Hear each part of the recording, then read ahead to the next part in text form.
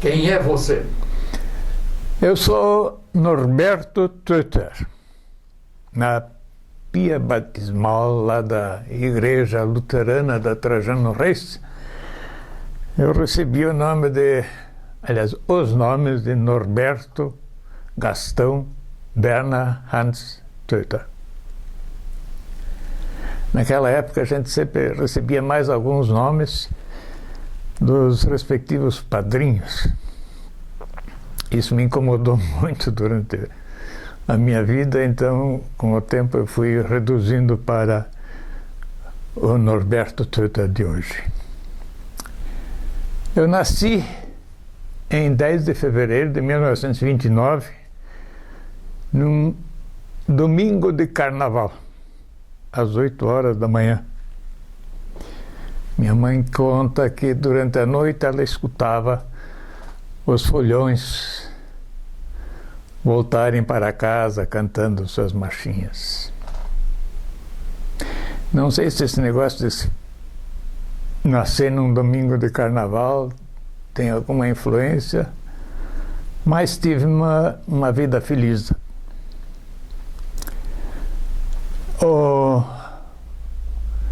Como digo, isso aconteceu aqui em Curitiba,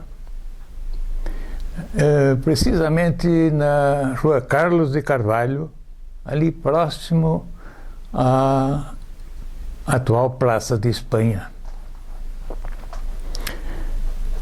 A minha infância foi boa, gostei. Sou filho de pais alemães. Eles imigraram para o Brasil em 1920. Vieram assim através de uma daquelas companhias que organizavam a emigração da Alemanha para os respectivos países. A Alemanha estava numa situação muito ruim depois da Primeira Guerra Mundial. E acontece que eles vieram inicialmente para a colônia Iapó, próximo a Ponta Grossa. Meu avô não se deu muito bem lá e foram para Ponta Grossa mesmo. Então a vida deles no Brasil praticamente começou em Ponta Grossa. Meu pai inicialmente foi trabalhar em São Paulo, voltou para Ponta Grossa, de lá vieram finalmente para Curitiba. Em Curitiba, minha mãe passou a trabalhar também, a ser funcionária do Consulado Geral da Alemanha, enquanto que o meu pai trabalhou na Força e Luz do Paraná. Força e Luz do Paraná era uma empresa americana. E já então começou a haver aquela, digamos assim, aquela, não digo perseguição, mas uma certa,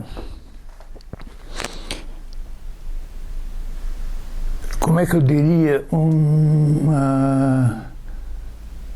dificultavam onde podiam a vida dos alemães aqui. Tanto é que meu pai perdeu o emprego na Força e Luz porque ele deu de fazer um programa musical alemão na PRB2, Rádio Clube Paranaense.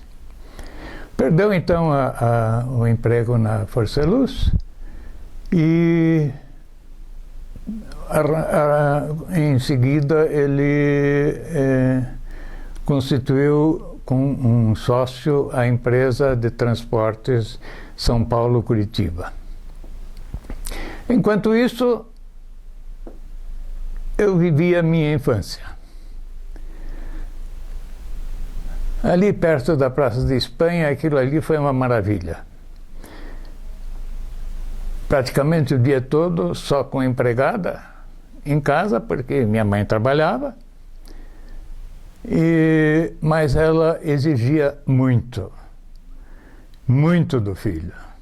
Eu era filho único. Me educou com muito amor, mas também com muita severidade. Mas não leva a mal, eu acho que isso me fez bem. Me fez bem. Eu tive uma vida escolar que começou na escola alemã, ali perto da Praça do Homem Nu, que depois, com a nacionalização decretada por Getúlio Vargas, tomou o nome de Colégio Progresso. Do Colégio Progresso, passei para a escola americana, na Vicente Machado, que tinha uma origem, digamos assim, na igreja presbiteriana.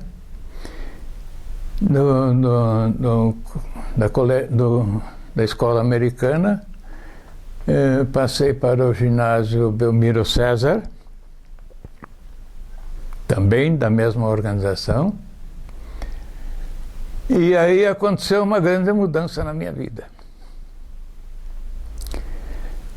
Aconteceu precisamente no dia 29 de janeiro de 1942, quando o Brasil rompeu as relações diplomáticas com a Alemanha, em função daquele negócio dos navios brasileiros afundados, e aquela história toda, e também através da influência dos americanos sobre a nação. É que no dia seguinte a esse tal 29 de janeiro de 1942, estávamos, meus pais e eu, almoçando, quando encosta um carro na frente de casa, e dele saem 4 cavalheiros que representavam a polícia. O DOPS. O DOPS, não me lembro o que significava essa sigla, Departamento de Ordem Social e Pública, se não me engano. Vieram com a ordem de fazer uma revisão em casa e acabaram prendendo o meu pai, por motivos que depois eu fui saber, porque eu fui vasculhar no Arquivo Nacional. Chamaram ele de nazista, justamente porque pela sua atividade em prol da cultura alemã que ele exercia aqui em Curitiba. Mas era uma coisa que ele gostava, ele adorava música, adorava canções, e foi o que ele fez e ao que ele se dedicou. Mas isso teve como essas consequências. Meu pai foi preso, foi levado à penitenciária do AU. Minha mãe levou 3 dias para saber onde é que ele estava. E a situação política foi se agravando, com o rompimento das relações diplomáticas. Acontece a troca de diplomatas entre os países que deixaram de ter relações. Isso possibilitou a minha mãe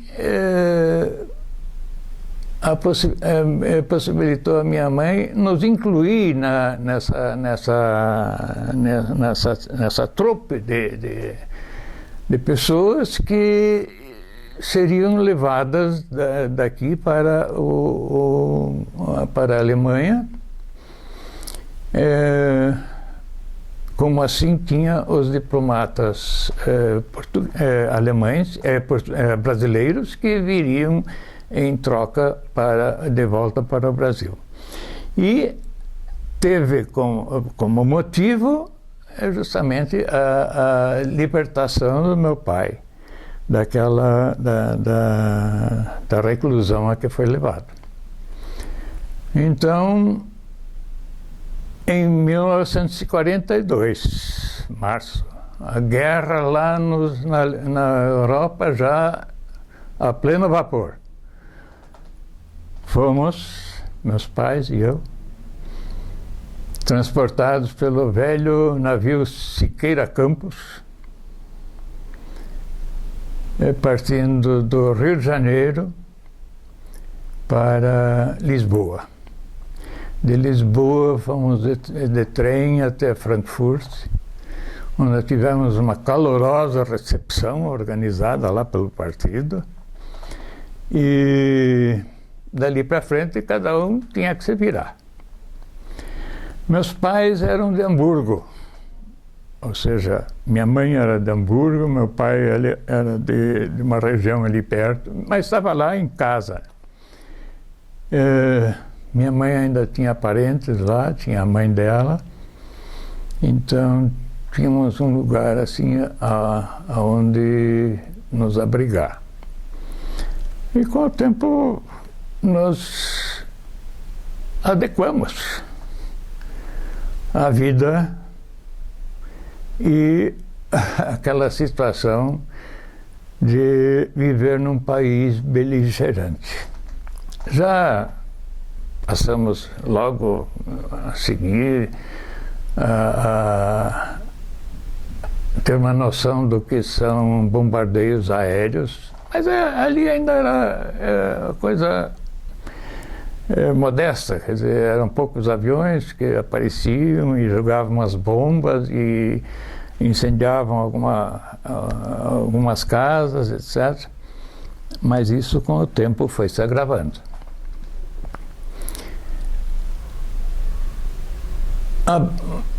Para mim surgiu a necessidade de ingressar numa vida escolar.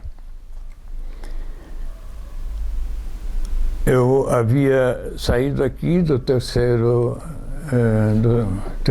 ano ginasial e consegui entrar lá numa escola correspondente e também nesse mesmo terceiro ano, porque eu já havia tido sempre aulas particulares de alemão aqui. Então foi fácil eu me acostumar a essa nova vida lá. E isso nessa primeira escola em Hamburgo. Estava falando dos bombardeios e eu acho que é interessante que a minha vida escolar na Alemanha representa exatamente o agravamento da situação lá, porque naqueles 4 anos de guerra, aliás, naqueles 3 anos de guerra que restaram, e mais os 2 anos que eu vivi lá, eu passei por 5 escolas diferentes. Não passou um ano que eu estava nessa tal de Oberschule Eilbeck. Ela sofreu um bombardeio e foi destruída. Fui para uma outra escola, mais algum tempo, sofreu com bombardeio, os bombardeios que foram se agravando ao longo do tempo, e foi destruída. E assim foram 4 escolas, mais uma que depois eu frequentei depois do final da guerra. Mas me dei bem, tive bons contatos. devido à situação que a Alemanha vivia, com aquele regime considerado de exceção, etc., um regime ditatorial comandado por um partido só, a juventude era obrigatoriamente reunida em organizações. E eu tive que participar. Mas participei com muito gosto, porque não tinha nada de político, e sim, realmente, eu acho que fez bem para a juventude. E era talvez algo semelhante essa organização dos, como é que chamam? Os bandeirantes, não é? Que tinha também a sua escala hierárquica, etc. Eu passei logo a ser comandante de uma pequena tropa e como digo, me dei muito bem, não tenho queixas daquela época, acho que fez bem para a minha vida, aprendi muita coisa ali. Aos 15 anos, isso foi em 1944, aliás, não vamos esquecer que as leis alemãs eram diferentes das leis brasileiras em relação à nacionalidade. No Brasil, por ter nascido no Brasil, eu era e sou brasileiro. Na Alemanha, como lá existia a lei do sangue, então ali eu era alemão. E para todos os efeitos. E me integrei e eu acho que não é surpresa de eu ter me alistado como voluntário na Luftwaffe, ou seja, na Força Aérea Alemã. Isso me deu chance de participar de um curso de planadores. Aprendi a voar, aprendi a comandar um avião planador. Não podia ser um avião a motor, porque a gasolina era uma coisa rara, evidente. Mas isso já com 15 anos. Com 15 anos eu aprendi a voar.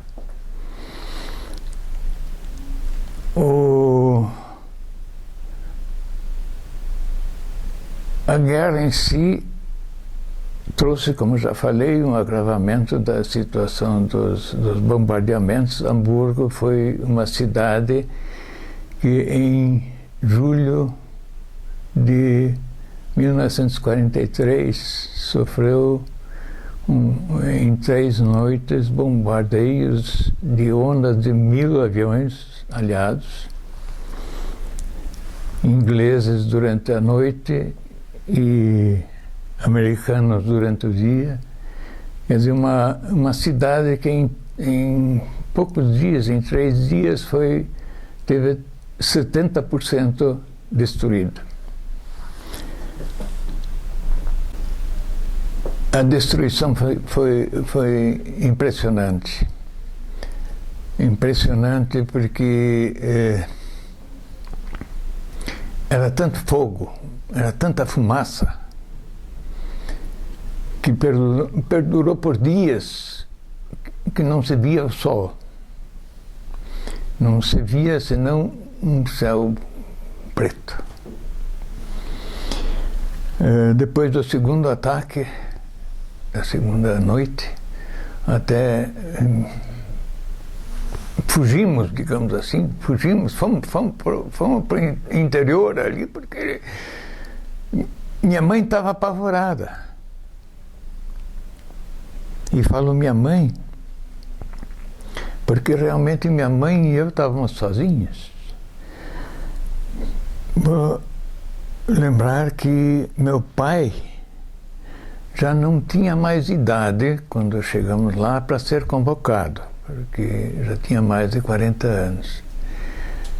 Mas tinha que buscar um emprego, tinha que fazer alguma coisa, tinha que ganhar dinheiro. E conseguiu um emprego em Berlim, quer dizer, numa firma de Berlim, que produzia aparelhos eletromedicinais. E como tal, ele recebeu lá um treinamento e teve a incumbência de ir para a Polônia, para Cracóvia, onde então ele assumiu a representação, a Cracóvia já, a Polônia já ocupada pelas tropas alemãs. Ele assumiu a representação geral para essa área na Polônia desses aparelhos. Isso fez com que ele teve muito contato lá com médicos e para ele era fácil fazer amizades. Ele era muito sociável, muito comunicativo.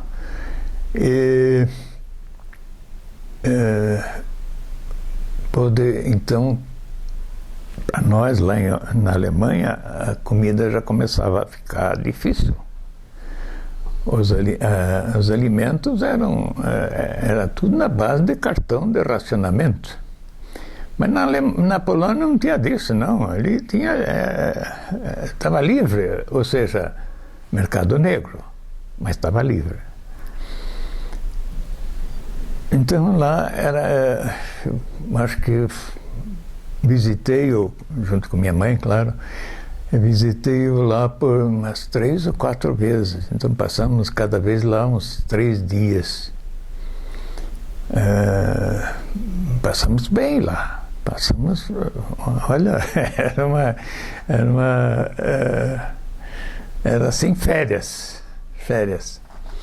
Uma vez fomos convidados até por um dos médicos lá que ele conhecia para a casa de veraneio dele lá em Zakopane, que era na Tatra, lá no meio da casa de veraneio, no meio da neve.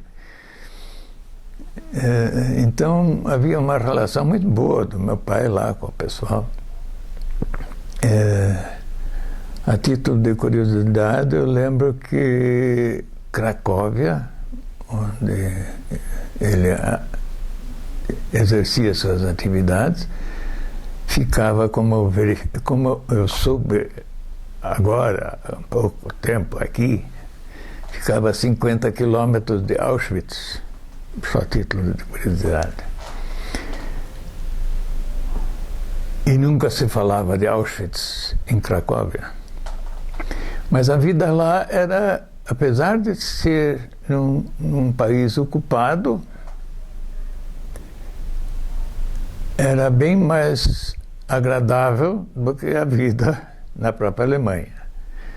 Foi em Cracóvia que eu fui pela primeira vez, e eu acho que única vez na minha vida, assistir uma ópera. E não vou esquecer, foi Fidelio de Beethoven.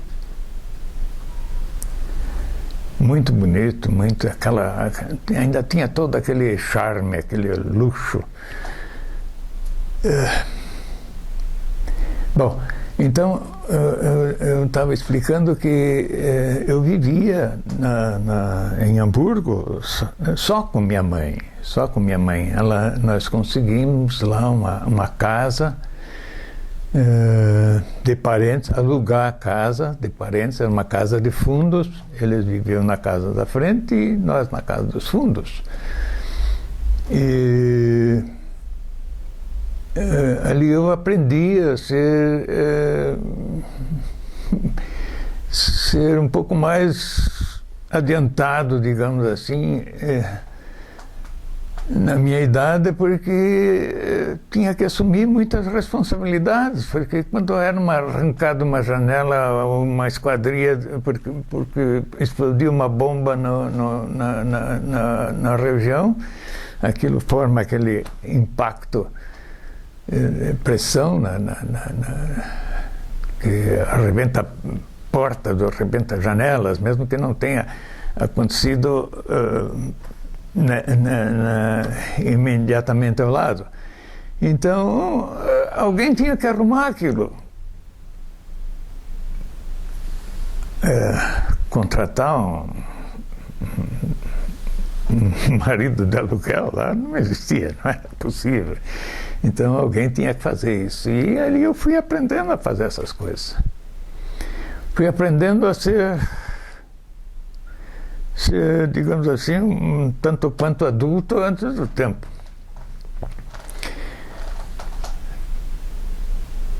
Tanto é que, terminada a guerra, em 45, maio de 45, a cidade foi ocupada pelas tropas de ocupação inglesas, britânicas, que era na zona britânica. E não demorou muito, eu acho que, aliás, posso até dizer quando foi em 5 de junho, eu com 17 anos, não, com 16 anos na época, 16 anos, eu saí de casa, naturalmente com a concordância dos meus pais. Meu pai já tinha voltado da Polônia, também saiu de lá com o último trem antes da chegada dos russos. Com a concordância dos meus pais, eu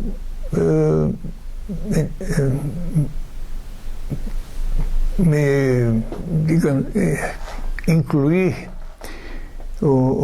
fui tratar da minha volta ao Brasil.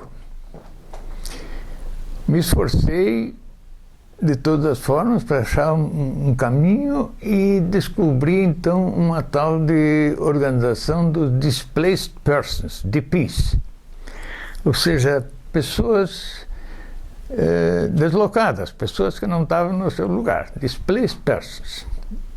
E ali, então, houve uma reunião ainda em Hamburgo e fomos acomodados, nós displaced persons, fomos acomodados lá numa antiga sede de uma empresa de seguros, mas tinha camas, etc., para todo mundo.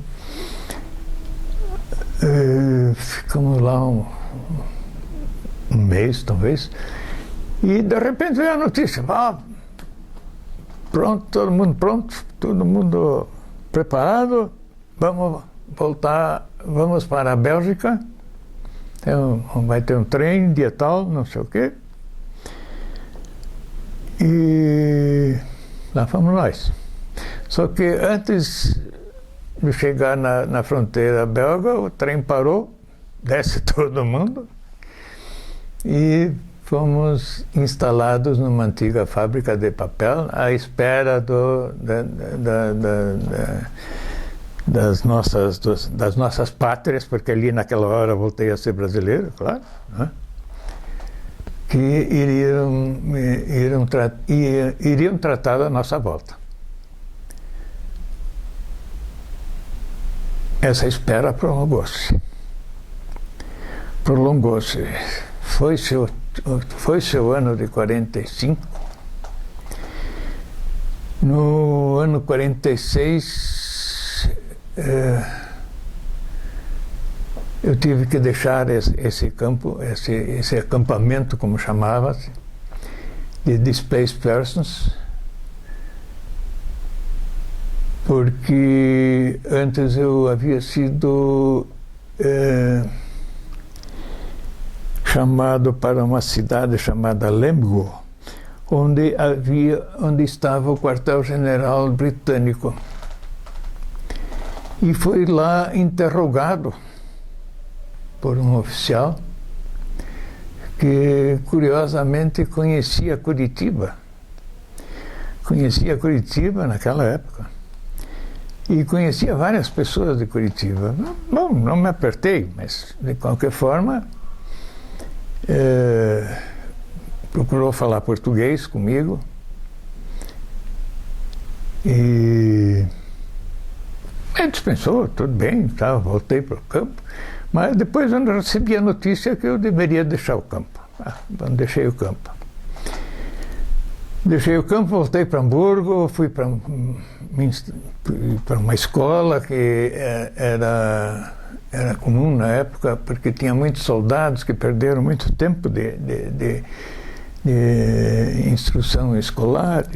E então havia escolas que condensavam assim os anos o currículo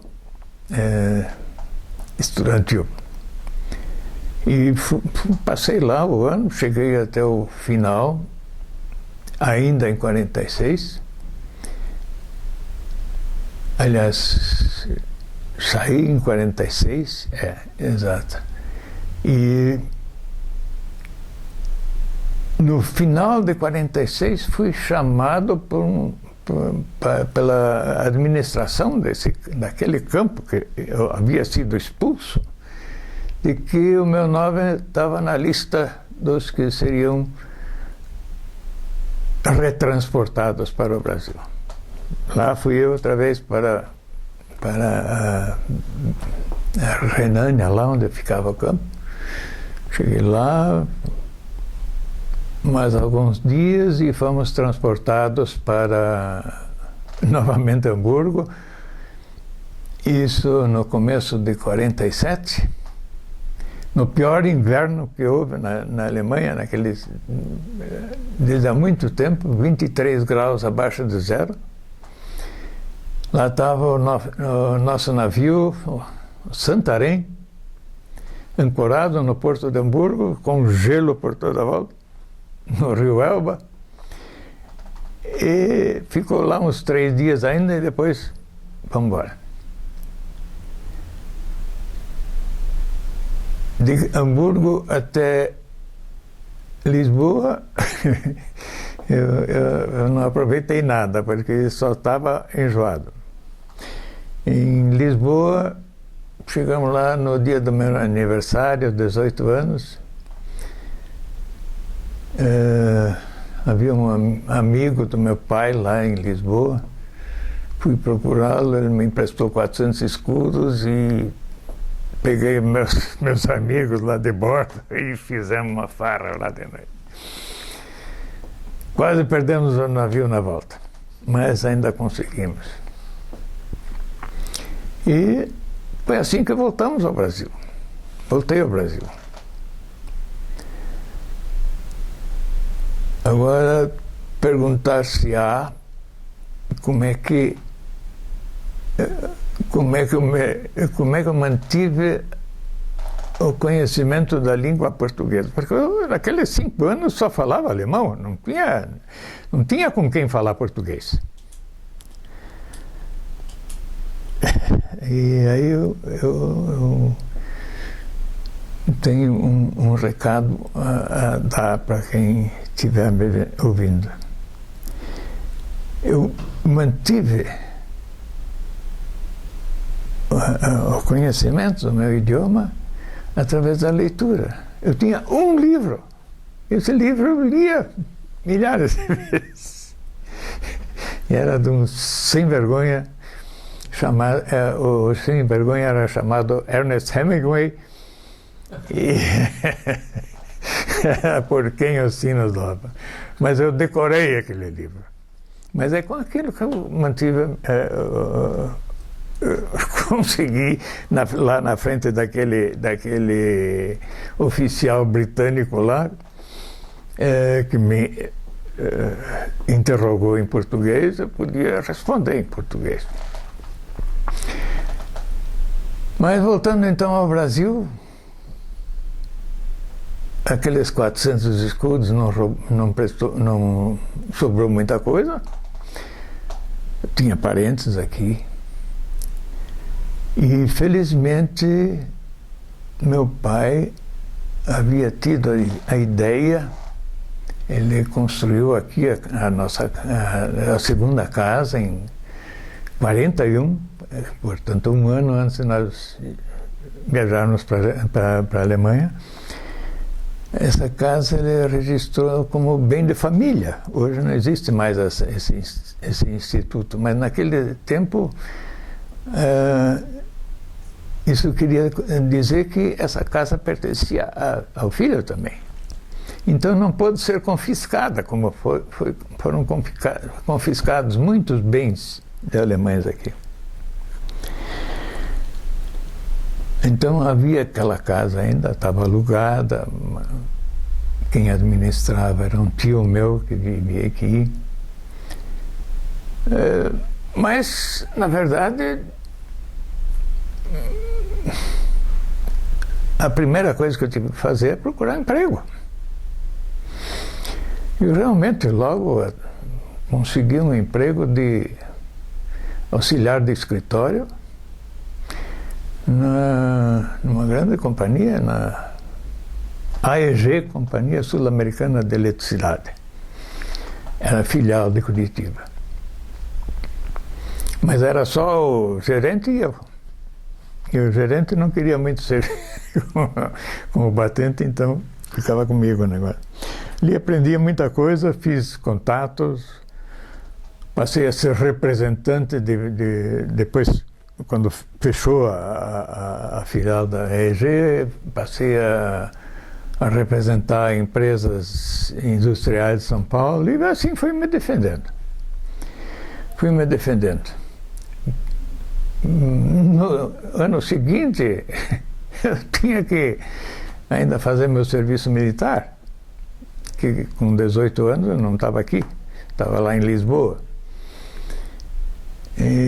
Mas não me perdoaram. Fui convocado para o terceiro RAN 75, hoje Shopping Curitiba. Fiz o meu curso de cabo, curso de sargento. Esse negócio de CPUR para mim não vinha ao caso, porque eu não tinha o estudo necessário. E aí eu também já devo adiantar que formação para mim é totalmente autodidata.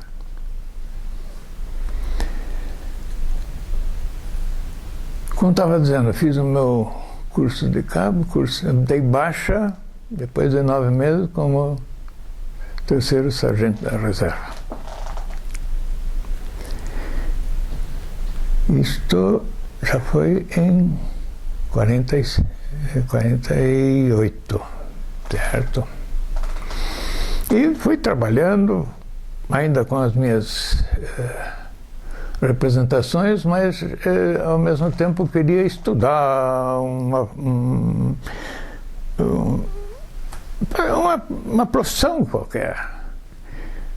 Tinha um amigo chamado Osmar Secom. Ele tinha uma clicheria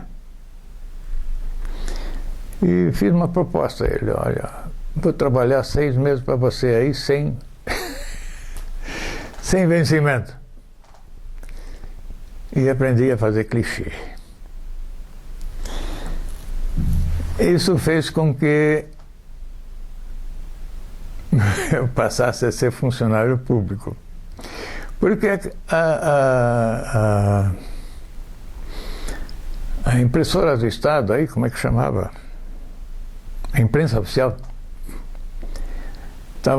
era comandada por um doutor Mugiati.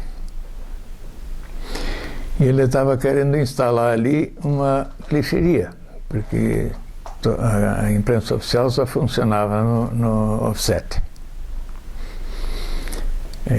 Me contratou para montar a clicheria e trabalhar lá para a imprensa oficial.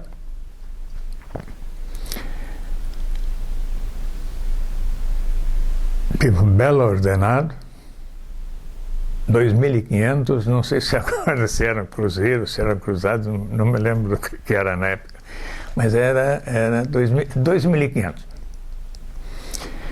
E eu iria ser efetivado como funcionário público. Muito bem, montei aquele xerife, trabalhando lá, né? Não tinha muito serviço, mas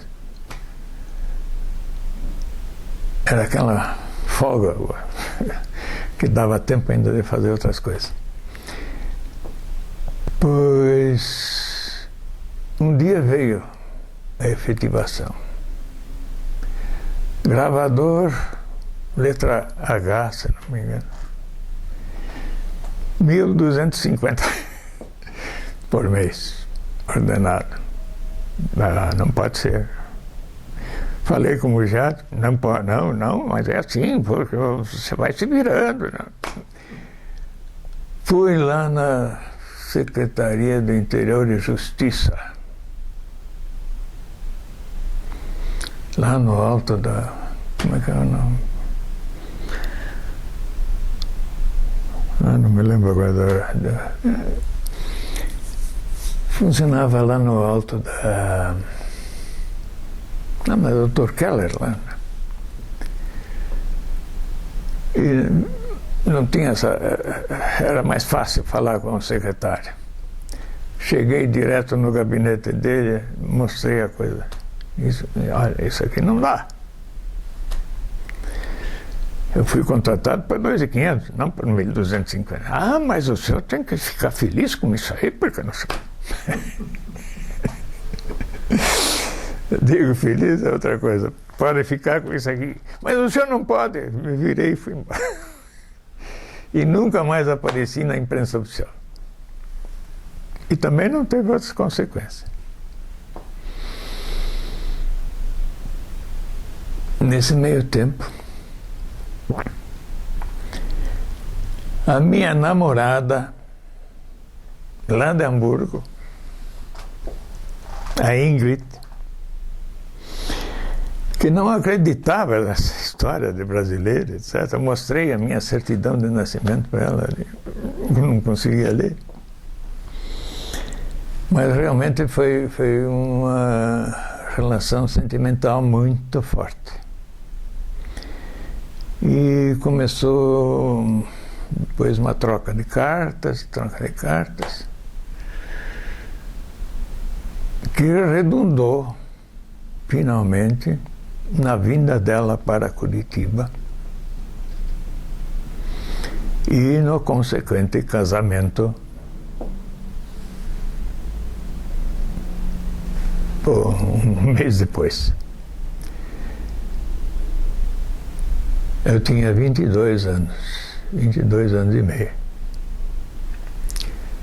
22 anos e meio. Ali iniciou-se um casamento que duraria 50 anos. 50 anos. E 3 meses depois de completar os 50 anos,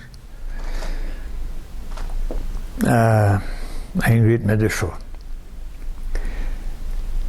Mas me deixou com 2 filhos que nós tivemos, uma menina, Bianca, e um menino, o Ingo. Hoje a Bianca já é avó, o Ingo também é avô, portanto eu já tenho bisnetos.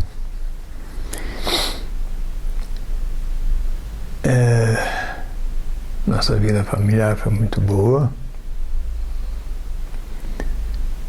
mas voltando ali ao início dessa vida de casado,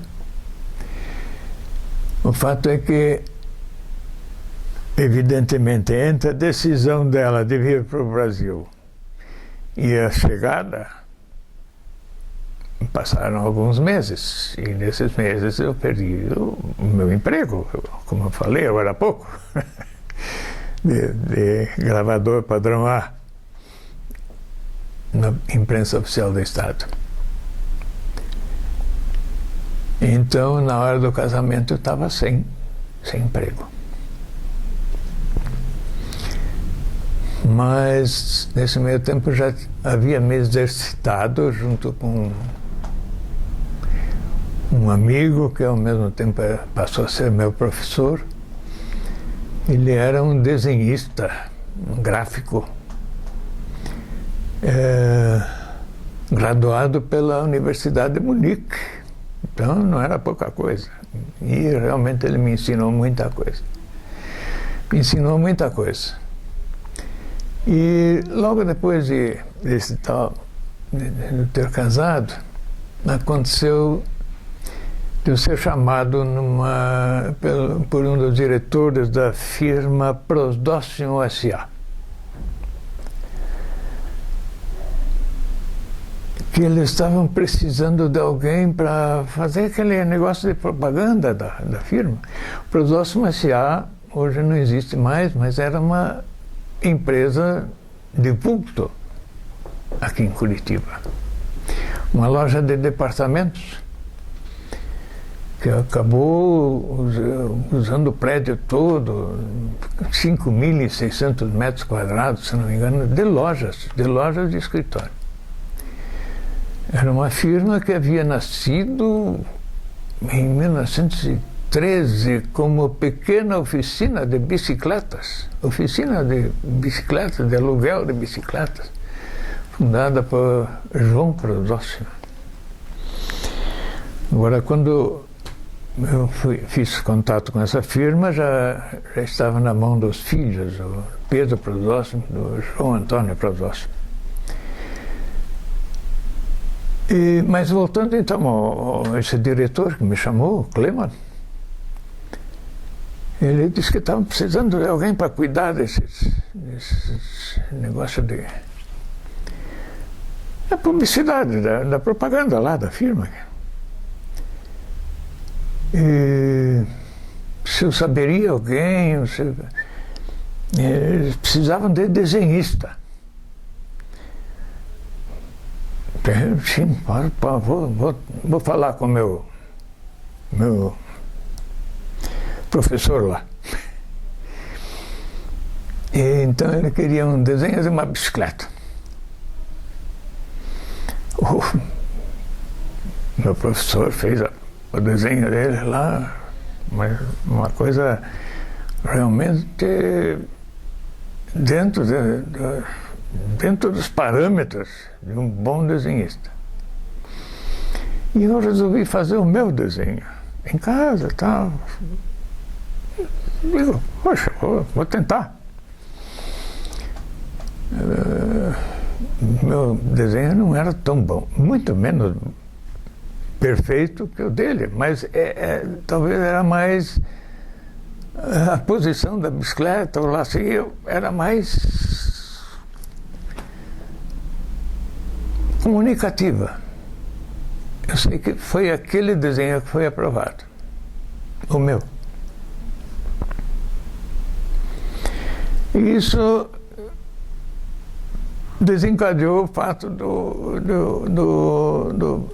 diretor ali me convidar para trabalhar no Prosdóximo.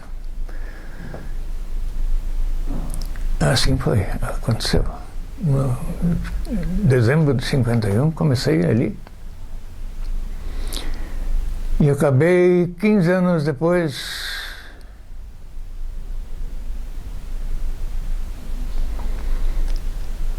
como diretor de uma SA. Ou seja, já em 64. 64 fui eleito como diretor de vendas na Prosdóximo SA. E em 66 eu fui dispensado. Esse foi o meu currículo como diretor de empresa. Bom, dali para frente não havia muito chão para mim. eu tive que montar minha própria empresa, a Publial Publicidade, uma pequena agência de propaganda. Mas a propaganda passou a ser minha vida. Tanto que fui eu que, em companhia de Rubens Brasil Folino, um homem que tinha vindo de São Paulo, fundamos aqui a Associação Paranaense de Propaganda.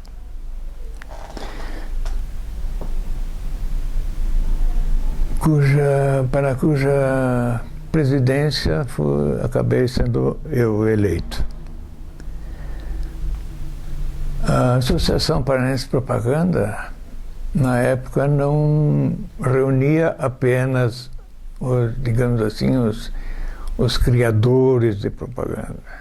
Reunia também a área de produção e os próprios veículos. De modo que realmente passou a ser uma associação bastante importante. Foi ela também que através dessa função, também participei do primeiro Congresso Brasileiro de Propaganda no Rio de Janeiro, em 1957.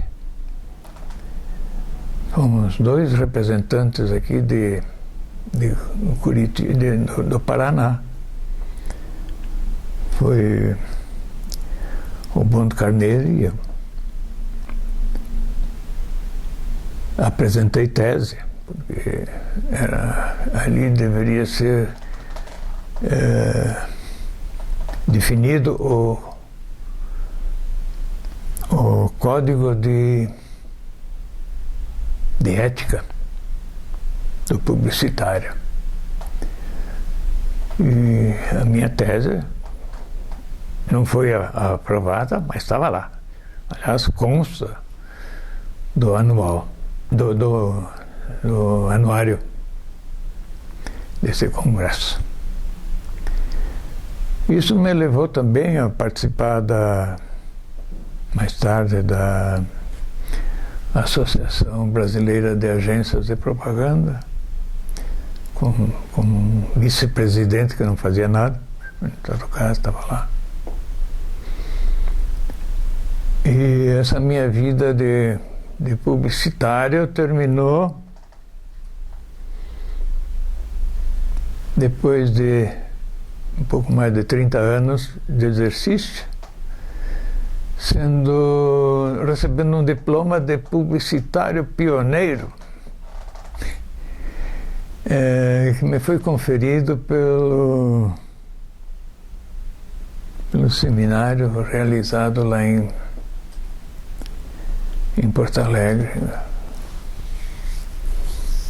Agora não reúno os dados. Mas, na verdade, eu tenho que dizer aqui o seguinte: por mais que eu aproveitasse essa minha profissão, e por mais gosto com que eu a tenha exercido, no final eu enjoei dela. Enjoei porque eu vi que ela era usada não para o bem. Ela era usada para transmitir mentiras. Não, por mais que acreditássemos na mensagem que nós divulgávamos, que levávamos ao consumidor, ou seja, ao destinatário da mensagem, quando a gente ia mais fundo, constatava que a mentira estava por trás. Para tanto, eu relataria uma experiência que eu tive com uma fábrica de cosméticos. Fábrica de cosméticos lá do estrangeiro, lá da Alemanha. Poxa, uma coisa séria. E veio... eles constituíram uma filial aqui e tal. Inclusive eu fui representante deles aqui, representante assim para constar nos estatutos da firma, ou no código, no contrato social. E uma hora veio a diretoria, veio o principal cientista deles lá, professor da Universidade de Berlim, da Freie Universität, da Universidade Livre de Berlim, veio junto. Então, poxa, a gente discutia muita coisa e conversava sobre muita... Mas eles vendiam também um negócio assim, chamava-se SH7. Era um extrato de alguma coisa, que eu não me lembro agora. Uma ampolazinha assim. Então aquela ampola era para derrubar o conteúdo na água do banho. Porque aquilo ali era para a pele, fazia não sei o quê. E assinado assim por professor de universitário, não sei o que mais, poxa, você tinha que acreditar, você levava aquela mensagem ao público porque achava que era isso. Mas assim, quando estávamos voltando de um jantar, etc., eu, como presidente da firma, o próprio Beto, eu digo, mas como é que conteúdo de uma ampola lá, não sei, 1, 2, 3 ml,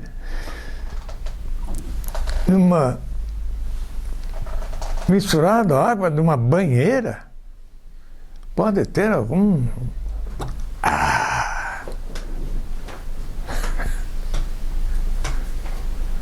Isso é só para inglês ver.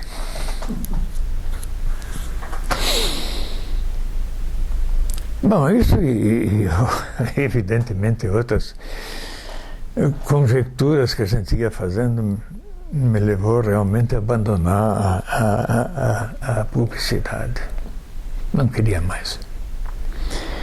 Eu tinha um sonho, né, já era sonho do meu pai, viver na praia. Viver na praia. E consegui realizar esse sonho, etc. Quer dizer, ter uma casa na praia. E casa pronta, fui lá eu com minha mulher, passamos um mês e dissemos, vamos ficar por aqui. Mantivemos a casa em Curitiba, etc., mas vamos morar na praia. Vamos morar na praia. Praia de Pontal do Sul, na entrada da Baía de Paranaguá, na frente da Ilha do Mel, da Ilha da Galheta, coisa maravilhosa. Mas eu não podia ficar parado. Fomos viver lá, mas já me liguei à Associação dos Moradores e não demorou para eu ser eleito lá para Secretaria Executiva, ou seja lá a presidência. E me deu muita satisfação aquilo lá também, porque eu consegui me dedicar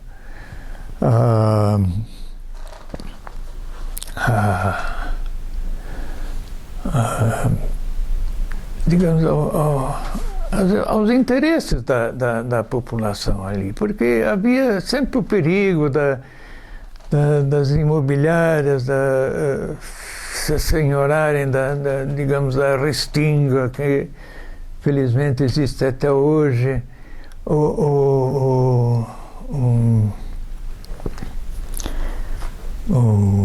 como é aquilo lá? É um berço da vida marinha, aqueles, como é que chama?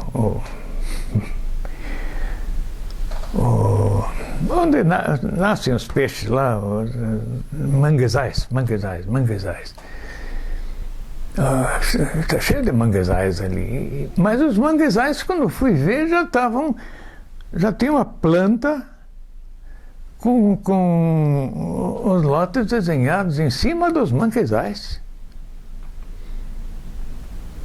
Bom, eu tenho a impressão que muita coisa foi salva. Inclusive, para acabar com o manguezal, a empresa proprietária da área, porque recebeu de presente 49 milhões de metros quadrados em todo o litoral, do então governador Lupião. Quer dizer, ele deu o presente, pelo menos isso consta na escritura do terreno que eu tinha lá. Ele deu o presente para a Prefeitura de Paranaguá, e a Prefeitura de Paranaguá passou para essa empresa, para a empresa explorar e urbanizar. Então, a vida do manguezal estava condenada. Cortaram um rio que banhava, que formava esse manguezal, cortaram ele com um canal, esperando com isso acabar com a água do rio, mas o rio continua. Continuou, ele veio por baixo e tal, reaflorou e continua lá o rio Periquê. Foi desviado, etc., porque ele também prejudicava a área da Universidade Federal do Paraná ali. E com toda essa mexida, de repente, um dos diques ali rompeu e realmente a área mais densa ali do manguezal estava para secar. Apelamos para o governador e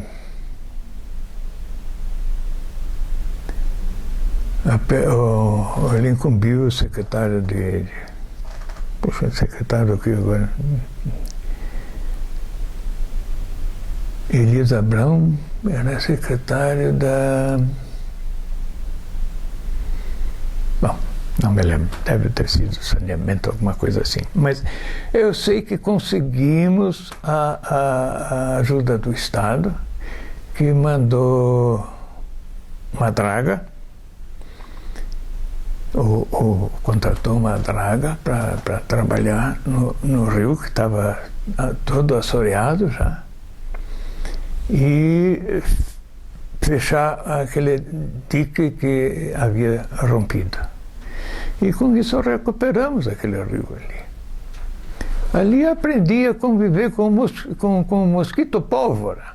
É fácil, é só não se incomodar. Porque eu pegava um barquinho, ia até lá a draga e ia ver como é que estava andando o serviço. Então, foi um dos aspectos da minha vida na praia.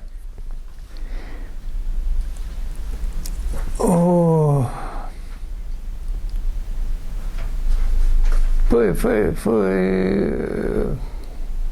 gratificante. Foi gratificante porque a gente via os resultados. Me liguei com os professores da universidade lá, lançamos um pequeno jornal, etc. e tal. Mas tudo tem começo e fim. Chegou uma hora, a Ingrid, minha mulher, não estava mais muito boa, ela queria voltar para Curitiba. Isso depois de 9 anos. Voltamos para Curitiba? Tudo bem, tudo certo. Em Curitiba tive mais contato também com os meus netos e tal, do que havia, sempre os netos iam para tal, claro, mas a gente não tinha aquele contato que passou a ter em Curitiba. E um dia meu neto vem, estava lá, o quê, com 10, 12, 14 anos, não me lembro. E me contam que aprendi que na escola estavam tratando da Segunda Guerra Mundial. E me contou o que estavam aprendendo ali. Ali me deu alguma coisa, não sei. Eu digo, poxa, mas não é isso que aconteceu? Não é isso que aconteceu. Independente de tentar dizer para o neto o que aconteceu, eu comecei a escrever, não para publicar um livro, mas para botar as minhas ideias, a minha experiência, como eu via a situação, o que aconteceu naquela Segunda Guerra, para botar no papel. Só que foi tanta coisa que no fim acabou tomando o formato de um livro.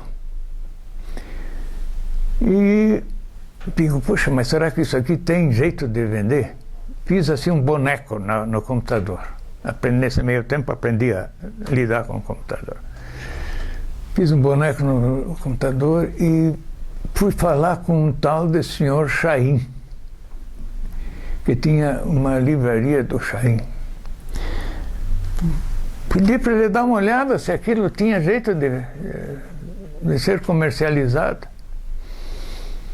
Pois ele gostou. Disse se eu mandar fazer o livro, ele vai vender. Pois mandei fazer o livro. Eu editei o livro. Primeira edição, 1000 livros. Aliás, 990 não sei quantos livros. Era E a Guerra Continua, chamava-se esse livro. E contava a minha experiência desde daquilo que aconteceu com meu pai aqui em Curitiba, a minha vida na Alemanha e o que eu experimentei e vivi na Alemanha. Isso foi E a Guerra Continua. Bom, foi colocado aqui à venda. Eu saía com o livro embaixo do braço. Cheguei em lugares onde... mas esse livro eu só posso vender aqui por baixo da mesa aqui. A livraria alemã lá de São Paulo disse, mas se eu vender esse livro aqui, vou perder toda a minha freguesia. Fui na livraria alemã de Blumenau. 20 livros, pode deixar aí. 20 livros, empacotado, bonitinho e tal, deixei lá com eles. Em consignação. Um ano depois, digo, vamos acertar as contas. Fui lá, estava aquele mesmo pacote. Como eu tinha ido, estava no depósito da livraria sem ter ido para a exposição. Mas, graças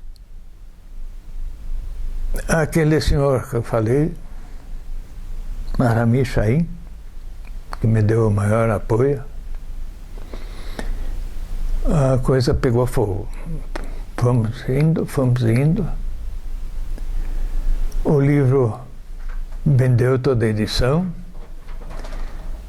Ele assumiu como editor uma segunda edição e me animou. Aí tomei contato com a internet, através do computador, evidentemente, com o recurso do blog, e comecei a escrever para o blog, para a internet, através do blog. Aquilo foi constituindo novos livros. Toda aquela matéria que eu ia publicando no blog, inicialmente esse blog foi hospedado pela UOL, só que depois de algum tempo eles me cortaram. Simplesmente removeram o blog sem dar satisfação, sem nada. Mas deu para criar um novo blog e continuar escrevendo. Nesse meio tempo surgiram 5 livros, sendo o último que foi lançado no ano passado, esse aqui, Pobre Mundo Novo. Hoje já não fala mais muito só da Segunda Guerra, mas fala das consequências da Segunda Guerra. Esse aqui também é um dos 5 livros, das consequências da Segunda Guerra, e que eu acho que estamos sentindo até hoje, inclusive aqui no Brasil. E enquanto der, não quero esmorecer, eu quero continuar nesse trabalho. Quero continuar nesse trabalho e felizmente não tenho encontrado maiores problemas que seria natural esperar. Porque realmente eu defendo ali ideias bem diversas daquelas que a imprensa, a mídia do mundo todo está divulgando. Mas eu acho que são, em linhas gerais, as diversas etapas e fases desta vida de Norberto Toeter, antes chamado Norberto Gastão Werner Hans Toeter.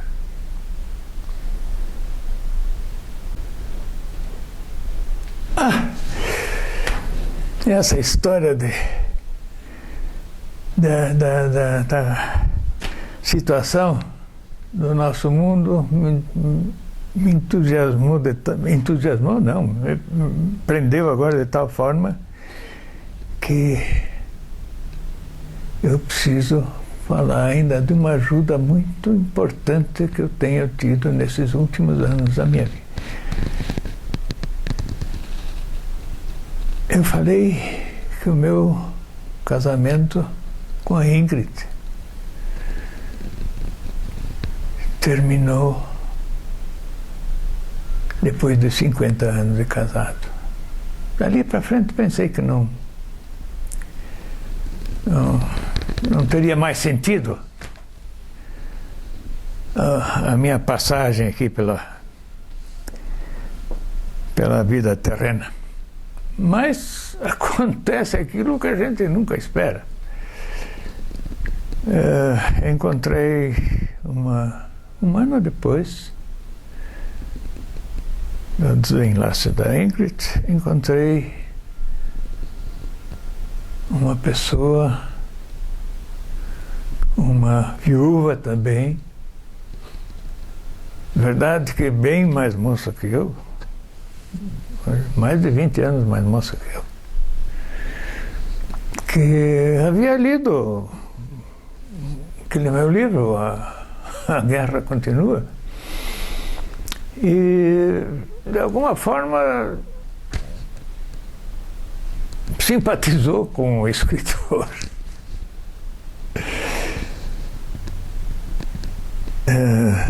Cantávamos juntos num coral daí da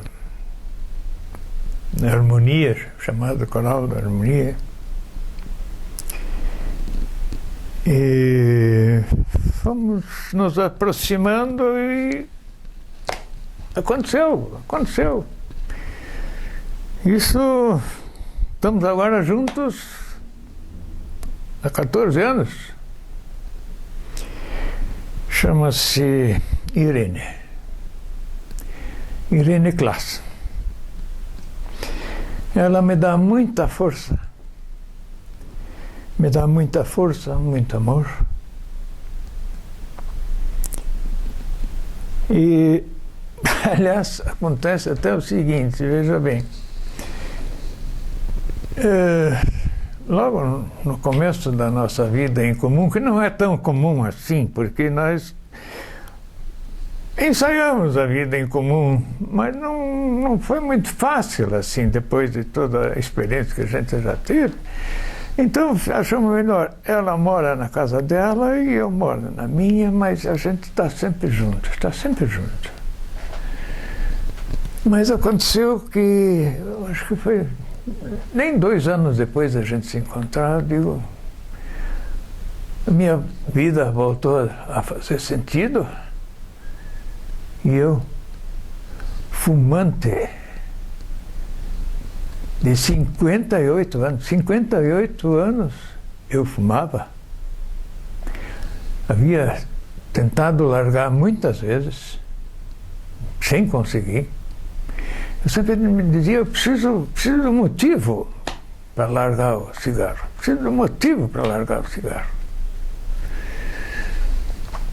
E um dia ela estava longe, eu estava visitando a irmã que mora na Alemanha. Eu liguei para ela e disse, você é o motivo. Larguei de fumar. Depois de 58 anos. E não voltei a fumar. Que isso talvez seja de estímulo para alguém que não sabe como largar de fumar. É só achar alguém que sirva de motivo.